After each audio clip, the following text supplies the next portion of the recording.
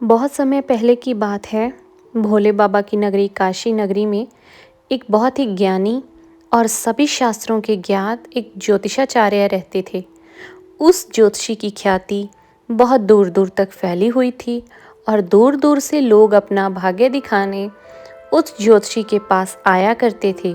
वह ज्योतिषी बहुत ही ज्ञानी और महान ज्योतिषाचार्य था और दूर से पढ़कर लोगों को यह बता देता था कि तुम्हारे भाग्य में क्या लिखा है। ज्योतिषाचार्य भूत भविष्य और वर्तमान तीनों कालों का ज्ञान रखता था।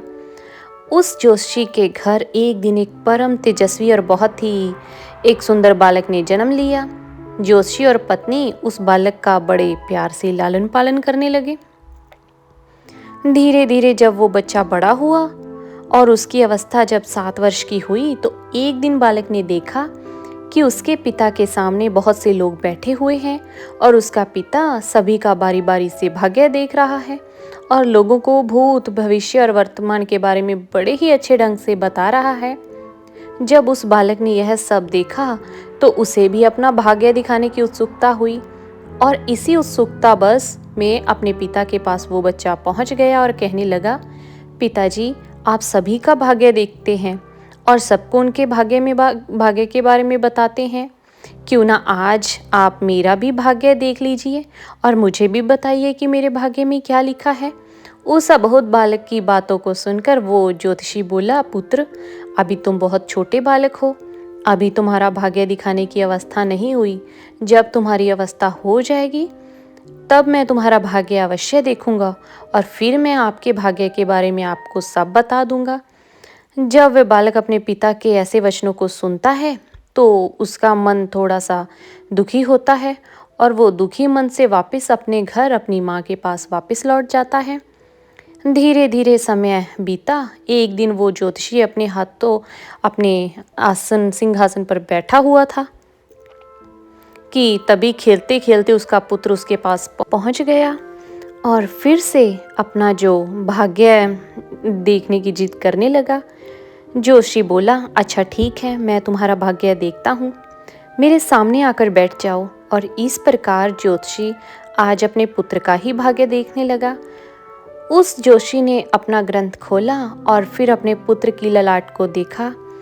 जब उसने गणना की तो उस ज्योतिषी ने देखा कि मेरे पुत्र का विवाह तो एक नीच कुल की एक नीच जाति की कन्या के साथ होना लिखा है।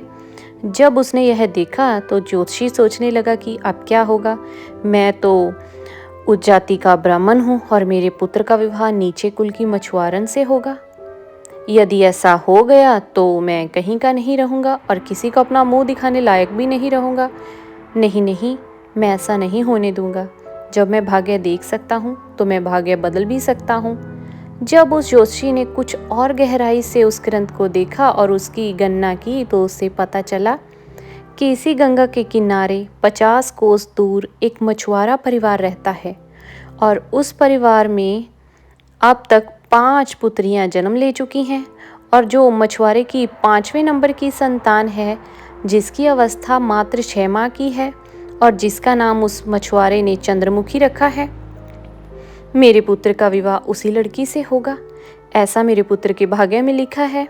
तो उस ज्योतिषी ने सोचा, मैं अपने पुत्र के भाग्य को जरूर बदलूंगा, मैं इसमें समर्थ भी हूँ। जब मैंने अपने पुत्र के भाग्य को देख ही लिया है तो मैं इसे बदल भी सकता हूँ। तो ज्योतिषी कहता है कि मैं भी आज देखता हूँ कि भाग्य बड़ा है या मैं बड़ा हूँ। आज वो ज्योतिषी ब्रह्मा के लिखे विधान को बदलने के लिए चल देता है और चलते चलते अब उस मछुआरे के घर के पास पहुंच जाता है। जब मछुआरा उसे देखता है कि काशी के एक महान जो ज्योतिषाचार्य उसके द्वार पर खड़े हैं तो उस मछुआरे ने उस ज्योतिषी का बड़ा ही आदर सत्कार किया और उसे अपनी कुटिया के अंदर ले आए। अब मछुआरा कहने लगा कि मेरे लिए तो बहुत ही सौभाग्य की बात है जो आप हमारे घर में पधारे हैं। आप बताइए कि आप किस उद्देश्य से हमारे पास आए हैं। तब वो ज्योतिषी कहता है कि मैं तुमसे यह जानना चाहता हूँ कि 6 महीने पहले आपके घर में किसी कन्या ने जन्म लिया है। तो मछुआरा बोला कि हाँ महाराज, 6 महीने पहले हमारे घर एक पुत्री ने जन्म लिया है। जो जोशी फिर से कहता है कि क्या उसका नाम चंद्रमुखी है? तो मछुआरा बोला, जी महाराज, सत्य कहा आपने, मैंने ही अपनी पुत्री का नाम चंद्रमुखी रखा है, क्योंकि उसके चेहरे पर चंद्रमा के समान सुंदरता है, इसी कारण मैंने उसका नाम चंद्रमुखी रखा है। जो जोशी कहता है कि देख मछुआरे, मैं तो त्रिकालदर्शी हूँ। मैं तो इस रास्ते से जा रहा था तो मैंने देखा कि तुम पर तो बड़ा संकट आने वाला है। जब तक तुम्हारी सबसे छोटी पुत्री तुम्हारे घर में रहेगी, तब तक तुम्हें पुत्र रत्न की प्राप्ति नहीं होगी। पुत्र खेलता हुआ देखना चाहते हो तो तुम्हें अपनी छोटी बेटी को अपने घर से दूर भगाना होगा। जोशी के ऐसे वचनों को सुनकर मछुआरा बोला, महाराज, अभी वह तो नवजात बालक है, उसकी आयु तो अभी मात्र 6 माह की है, मैं उसे ऐसी हालत में कहाँ छोड़ सकता हूँ। जो जोशी कहने लगा, देख मछुआरे, जब मैं तुम्हें यह बता सकता हूँ तो मैं तुम्हारी सहायता भी कर सकता हूँ। देख मछुआरे, मेरी कोई पुत्री नहीं है। तुम एक काम करो, तुम इस अपनी कन्या को मुझे दे दो, मैं इसका पालन पोषण करूँगा और जब यह बड़ी हो जाएगी तो मैं अच्छा सा वर ढूंढकर इसका विवाह भी कर दूंगा। आज वह मछुआरा पुत्र की लालसा में अपनी नवजात पुत्री को उस जोशी को दे देता है।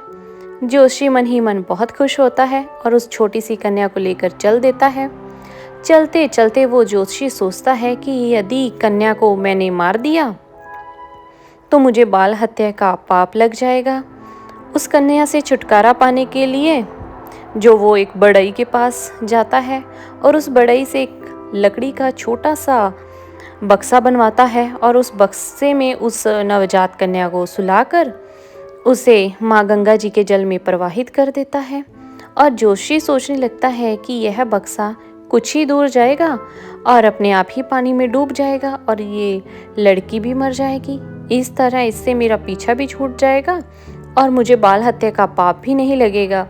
परंतु इस दुनिया का कोई ऐसा व्यक्ति नहीं है जो किसी के भाग्य को बदल सके, क्योंकि उस लड़की के भाग्य में जीना लिखा था, मरना तो लिखा ही नहीं था।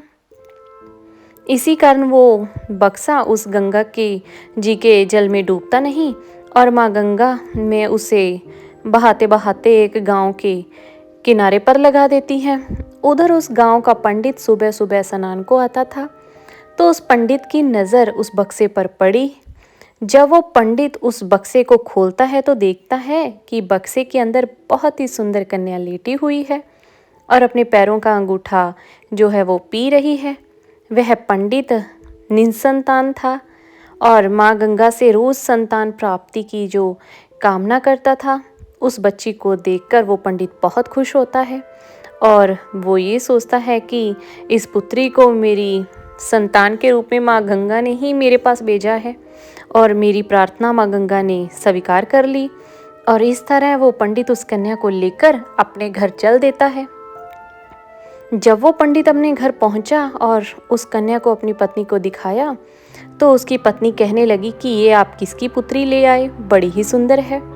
तो पंडित जी कहने लगे, माँ गंगा ने हमारी प्रार्थना स्वीकार कर ली और इस कन्या को हमारी संतान के रूप में माँ गंगा ने हमारी झोली में डाल दिया और आज से यह हमारी इकलौती पुत्री है। इसका हम बड़े अच्छे से लालन पालन करेंगे और इसे अच्छे से अच्छे संस्कार देंगे, इसे किसी भी चीज़ की कोई कमी नहीं होने देंगे। और इस प्रकार वह पंडित और पंडिताई उस कन्या का लालन पालन करने लगे। समय गुजरा और समय के साथ वो कन्या भी बड़ी हुई। जैसे जैसे वह लड़की बड़ी होती गई वैसे वैसे उसकी सुंदरता में 4 चांद लगते गए। वो इतनी सुंदर हो गई थी कि उसके सामने इंद्र की अप्सराएं भी उसके सामने उसका पानी भरती थी। जब वो लड़की थोड़ी और बड़ी हुई तो एक दिन पंडिताई अपने पति से बोली कि सुनते हो जी, हमारी बिटिया अब सयानी हो गई है और इसकी विवाह की उम्र भी हो गई है। आप कहीं जाकर ढूंढ कर हमारी बिटिया के लिए कोई अच्छा सा वर खोजिए ताकि हम इसकी शादी कर सकें। पत्नी की बात सुनकर आज वो पंडित जी अपनी इकलौती पुत्री के लिए जो वर देखने के लिए चलते हैं। जब आसपास कोई अच्छा वर नहीं मिलता तो पंडित जी अपनी पुत्री के वर की तलाश करते करते काशी नगरी में पहुंच जाते हैं। जब काशी के लोगों से पूछते हैं कि कोई ऐसा ब्राह्मण परिवार है जिसका कोई पुत्र विवाह के योग्य हो, तो काशी के लोग उस जोशी के बारे में बताते हैं कि बहुत ही संस्कारी परिवार है और उन ज्योतिषी का एक इकलौता पुत्र भी है और उसकी उम्र भी विवाह योग्य है। पंडित जी, आपकी बात उन ज्योतिषी महाराज के पास बन जाए तो आपकी पुत्री बहुत ही सुखी रहेगी। लोगों की बातों को सुनकर आज वो पंडित जी उस ज्योतिषी के घर अपनी बिटिया की शादी का प्रस्ताव लेकर चलते हैं। ज्योतिषी के जब वो घर पहुंचे तो वहाँ पर ज्योतिषी से जो दुआ सलाम हुई और जब पंडित जी ने अपनी पुत्री की सुंदरता के बारे में बताया और जो ज्योतिषी को अपने आने का मकसद बताया कि ऐसे हमारी एक पुत्री है और उसका विवाह हम आपके पुत्र के साथ करना चाहते हैं, तो ज्योतिषी भी बड़ा खुश हुआ कि चलो मेरे पुत्र का जो भाग्य में लिखा था वो बदल गया है और एक ब्राह्मण अपनी पुत्री की शादी के लिए मेरे पास आया है। वह जोशी पंडित जी की उस बिटिया से अपने पुत्र की शादी करने के लिए तैयार हो जाता है और फिर विवाह का समय निश्चित हो जाता है और वह दिन भी आ जाता है जिस दिन पंडित की पुत्री और ज्योतिषी के पुत्र की शादी होनी होती है। आज वह ज्योतिषी अपने पुत्र की बारात लेकर उस पंडित के गांव की तरफ चल देता है और सोचता जा रहा है कि मैंने अपने पुत्र का भाग्य बदल दिया। मैंने जो शास्त्रों का अध्ययन किया है उसके कारण मुझ में वो क्षमता है जिससे आज मैं अपने पुत्र का भाग्य बदल दूंगा। उस ज्योतिषी को यह नहीं मालूम था कि विधाता का लिखा तो स्वयं विधाता भी नहीं मिटा सकते। जो लिख गया वह तो अटल है और अमर है। जैसा जिसके भाग्य में लिख गया वैसा होकर ही रहता है, चाहे कोई कितना भी जतन कर ले, लेकिन भाग्य का लिखा कोई नहीं मिटा सकता। इस तरह संयोगवश आज वही मछुआरे की कन्या पंडित की पुत्री बनकर और उस जोशी के बेटे के साथ ही विवाह करने के लिए तैयार हो रही है, जिसे उस जोशी ने पानी में बहा दिया था। इस तरह आज वही मछुआरे की कन्या आज पंडित की पुत्री बनकर आज जोशी के बेटे के साथ जो था उसका विवाह हो जाता है। इस तरह वो कन्या जोशी के घर में आ जाती है। जोशी का पुत्र सुंदर सी पत्नी पाकर खुश था और पंडित की पुत्री सुंदर सा पति पाकर खुश, और जोशी इस बात से खुश था कि मैंने अपने पुत्र का भाग्य बदल दिया है। एक दिन किसी कार्य से उस जोशी के पुत्र चंद्रकांत को काशी से कुछ दिनों के लिए बाहर जाना पड़ता है। एक दिन वो जोशी महाराज अपने आसन में बैठे हुए थे, अपने ग्रंथ की गणनाओं में लगे हुए थे कि तभी उनकी पुत्रवधू ज्योतिषाचार्य के लिए चाय लेकर उनके पास पहुंची। पुत्रवधू को आया देखूं, जोशी ने अपना ग्रंथ बंद किया और पुत्रवधू के हाथ से चाय का गिलास ले लिया और फिर आराम से चाय पीने लगे। उस बस चंद्रमुखी बोली, पिताजी आप सभी का भाग्य देखते हैं, आज मेरा भी भाग्य देख के मुझे बताइए कि मेरी पहली संतान पुत्री होगी या पुत्र होगा। जो ज्योतिषाचार्य ने चाय खत्म की और अपनी पुत्रवधू का भाग्य देखने लगे। अपनी पुत्रवधू का भाग्य देखकर तो उस जोशी के पसीने ही छूटने लगे। उस जोशी ने देखा कि यह तो वही मछुआरे की लड़की है जिसे मैंने मरने के लिए गंगा में था जो वो प्रवाहित कर दिया था।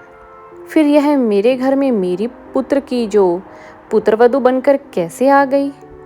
जो वो सोच रहा था, चंद्रमुखी से बोला, पुत्री तुम अपने पिताजी की इकलौती पुत्री हो। तो वह कन्या बोली, जी पिताजी, मेरे असली माता पिता तो बड़े दुष्ट थे, उन्होंने मुझे 6 माह की अवस्था में ही गंगा जी में था जो प्रवाहित कर दिया था, और जो मेरे नए माता पिता हैं इन्होंने मुझे नया जीवन दान दिया है। जिस दिन से मुझे नया जीवन मिला है तब से यही मेरे माता पिता हैं। जब उस ज्योतिषाचार्य ने था जो कंफर्म कर लिया कि यही वो मछुआरे की लड़की है, तो ज्योतिषाचार्य ने चंद्रमुखी से निजात पाने के लिए एक युक्ति निकाली और चंद्रमुखी से बोला, बेटी तुम पहली संतान पुत्र पाना चाहती हो तो मेरे साथ तुम्हें समुद्र पर चलना होगा।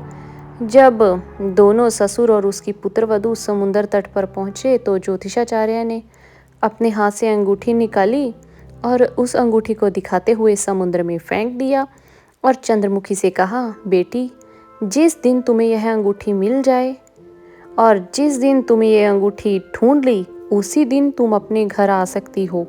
यह अंगूठी नहीं मिली तो तुम अपने पिता के घर भी नहीं जाओगी और ना ही अपने पति के घर आओगी। अगर तुमने भूलकर भी घर वापस आने की कोशिश की तो तुम अपने पति को खो दोगी, या अगर तुम पिता के घर गई तो तुम अपने पिता को खो दोगी। तो इसीलिए तब तक तुम कहीं नहीं जा सकती जब तक तुम्हें यह अंगूठी ना मिल जाए।